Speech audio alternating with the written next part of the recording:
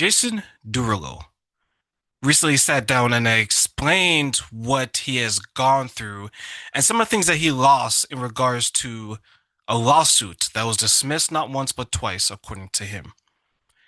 And there's always consequences to our actions. What do I mean? Well, either we have done something wrong and there's consequences for that, or we've surrounded ourselves with people that are going to do wrong and there's consequences for that, or we can just be minding our own damn business and there's consequences for that. But listen to what he has to say in regards to how his life has been impacted by some of the accusations that have been proven false against him. Not too long ago, by an artist that was like hired to your label, that was dismissed. Twice. What did you learn going through that? Never work with women. Oh, come on. There's truth in every joke. But it's a sad truth. Like, I will never be alone in a room with a woman that I work with, like ever again. What? It's too risky. That case was dismissed twice in two different states. And there's hardly no mention of it online. I totally understand. There's been a shift in how men and women operate in the work setting. But I will take it a step further. Be cautious of who you spend time with, man or women, especially when you have more to lose than the other person. You see, ever since the Me Too movement, things that were kept in the dark are now in the light. And in many situations, rightfully so. But what some people have forgotten is that, or maybe even ignored, is now there's some people who are going to weaponize it. Some men were weaponizing their power, their resources, their money. Some women are now weaponizing their sexuality, their beauty. So what's happening is the people who have good intentions, men and women, are caught in the middle, and there isn't any friendly fire.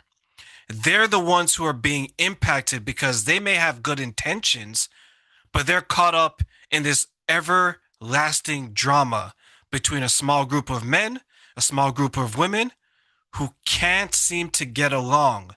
And the reason why they can't get along is either they refuse to, which is immaturity, or they don't have the skills because they weren't ever taught, or they didn't ever care to learn it. And this is part of what he's highlighting. He's highlighting the risk, but we have to take it away from gender only. There's risk to the men. There's risk to the women. Both have different risks.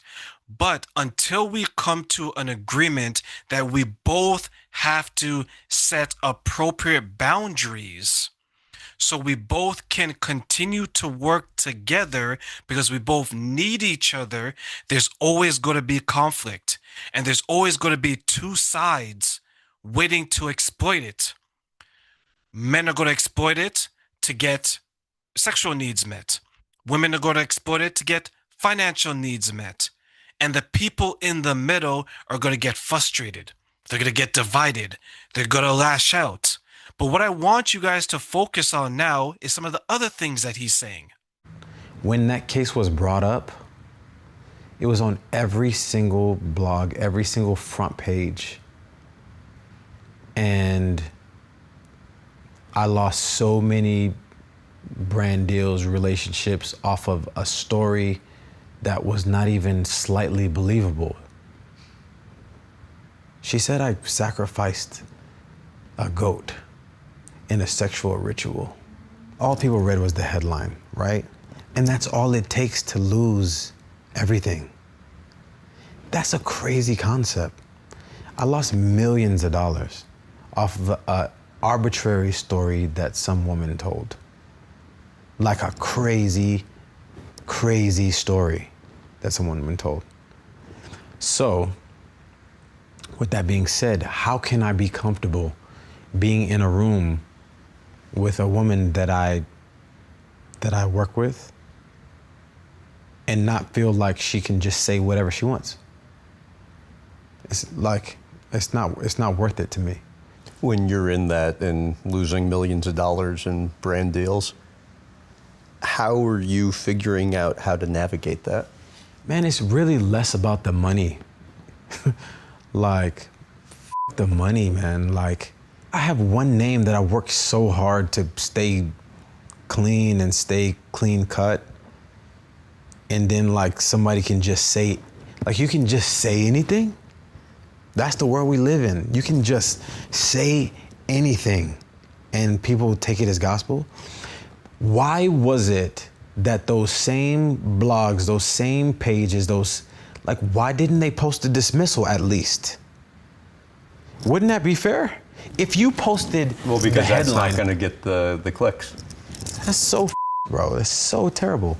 So like people don't talk about the hardships of men, but it's a really, really tough place to be in, especially like when you have something to lose. Like it's a really, really tough place to be in. It is always easier to ask for forgiveness rather than permission. And that is what is going to come from situations like this. They won't ask permission for you to assist them in the way that they want you to assist them, or maybe the way that they need to be assisted. I am at a low point in my life. Can you help me with this job? I'm not able to pay my bills. Can you loan me some money? What they rather do is exploit a part of you, take advantage.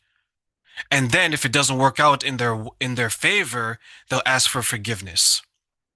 My bad, I'm sorry, I didn't mean to do that.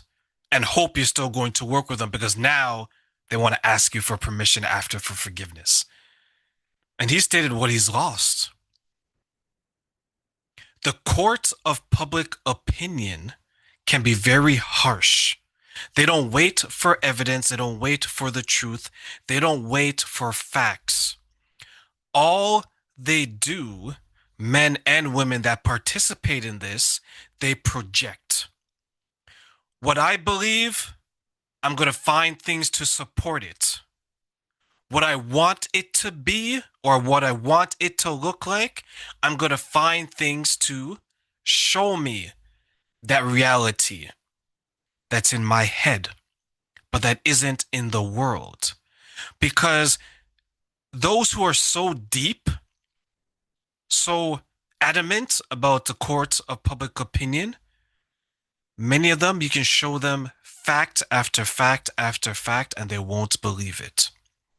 Because their mind was already made up before the period was placed on the sentence. It is hard to sway them because they always wanted to believe what they're believing now. They just didn't have a reason. And when situations like this come up, you've given them that reason. A person with money is accused of doing this. It must be true. Why? Because that person believes people with money are abusive, are toxic, are chaotic. Now all they have is something to validate what they always thought. But when the evidence comes out now and the person is found not guilty, they don't post it. They posted all the negativity. They posted all the self-fulfilling prophecies. But now that you've shattered their fantasy, you've removed the veil of their reality, they're nowhere to be found. They are cockroaches when the lights go on. They scatter. Because not only have you destroyed what they've always thought, they've already moved on. A victim graduates every June and they moved on to the next story.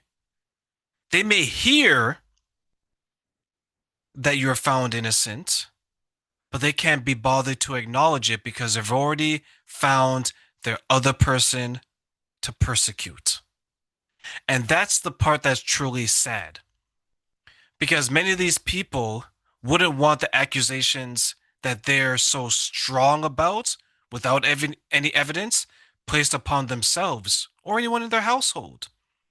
But many times that's the only way for them to learn is for it to happen to them. And then when it happens to them and they realize how lonely it can be and how hurtful it is, then maybe they will change.